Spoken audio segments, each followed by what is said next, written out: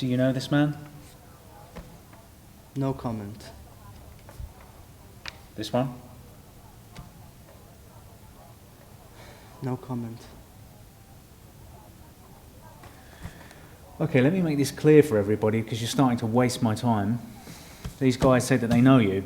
You're part of an organised crime unit dealing with prostitutes and illegal escorts. We've been following this OCG for some time in connection with some missing, potentially very vulnerable women. I don't know these guys. I have nothing to do with all this.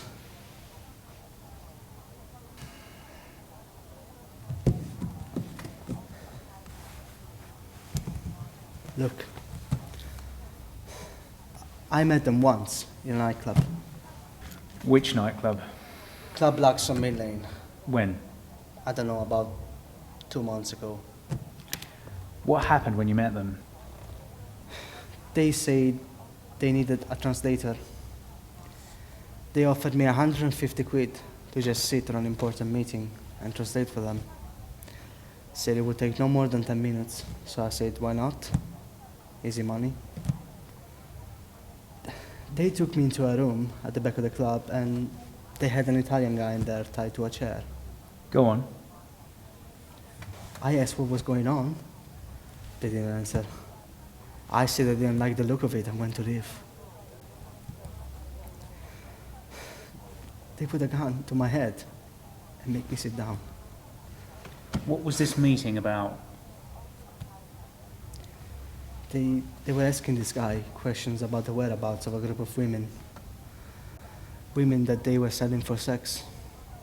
They'd done a runner and they thought this guy knew where they were. Did he know where they were? No, he said he didn't. Then what happened? They shot him. We need to find these women, Mr. Romano, and whether you like it or not, you're going to help us.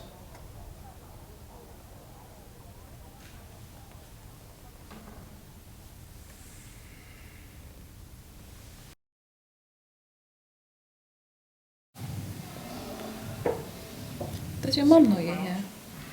No, I didn't want to worry her. Well, she might notice something's changed in 9 months' time. Yeah. I'll tell her, eventually. Look, everything will be okay. Please don't worry. I always loved kids. I used to love playing with my dolls. Pushing them in the buggy around the garden. Wrapping them up in a blanket and rocking them to sleep. I even used to imagine that Brian from the Backstreet Boys was the father. You're joking. No, I'm serious. I just pictured him there, looking after the babies with me. And the two of us having dinner in the garden while the babies were asleep. Brian, I was always an AJ's fan. I know it sounds so cliche talking about it now. Rebecca? It was always in life's plan. I never thought of not having them. I never imagined it like this.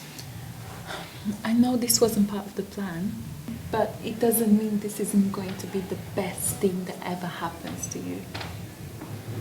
If there is a baby in there, how am I supposed to do this on my own? You're not on your own. You've got me and your mum and all your other friends. Come here. Everything will be okay. Please don't worry. I just don't think I'm strong enough. Yes, you are. You can do this. Miss Anna De Silva.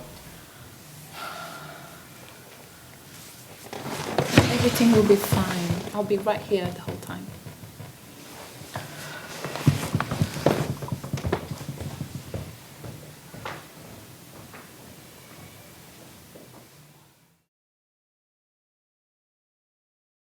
And then what'd she say?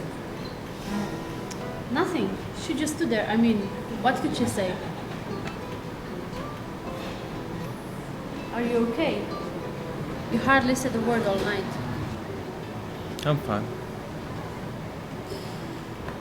I'll stop talking about work now. How was your day? Okay. Did you get that deadline finished? That book deadline you had. Oh, yeah. Yeah, I would. Jessie at work was telling me that her friend works at HarperCollins and is hating it there. Wants to go back to Penguin. You know, those headhunters will find you, lure you in, make you think the grass is greener, but most of the time you're better off sticking where you are. Don't you agree? I'm leaving you. What? I met someone else, I'm leaving you. Is this some sort of a joke? No.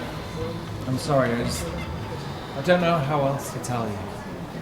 Who is she? He. He? His name's Martin. You're gay? Yes. No, I don't know. I don't want to put a label on anything. How long has this been going on? Look, nothing's been going on as such. We've just become close. For how long? A year and a bit. I'm gonna be...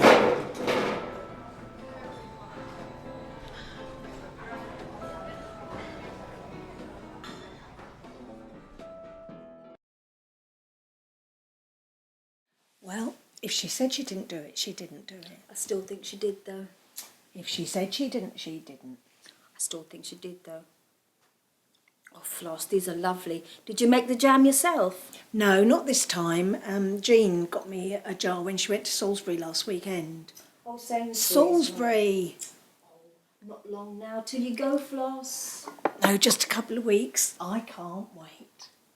Same place as usual? Yeah, they're so good there. It's lovely. Evening entertainment, beach just up the road. Oh, I just can't wait.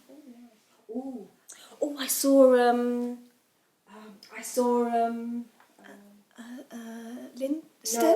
Linda. No. Margaret. No. Sue. No. Stella. No, Viv down the road yesterday. She had her veins done. She's convinced they've disappeared, but I can still see them, even with my eyes. Really? Oh, what happened with what's her name? Yes, sorry, I forgot to tell you. Where did I get to?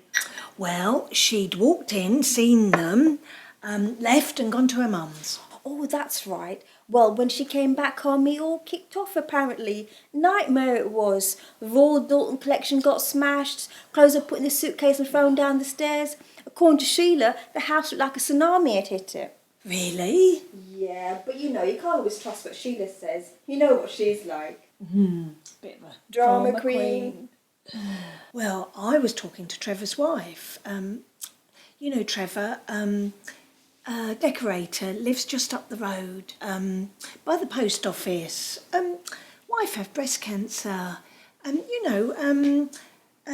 kids. They lost one at birth. Oh, yes, sorry, I know who you mean. Well, she reckons they're going to go to marriage counselling. Really? Well, it could help, you know. Well, I think she'll give him another chance. Really? But that's not like her. She's always been so strong. But just imagine coming home from Pilates and seeing that in your living room. Using that in that position. I don't know if I could be so strong.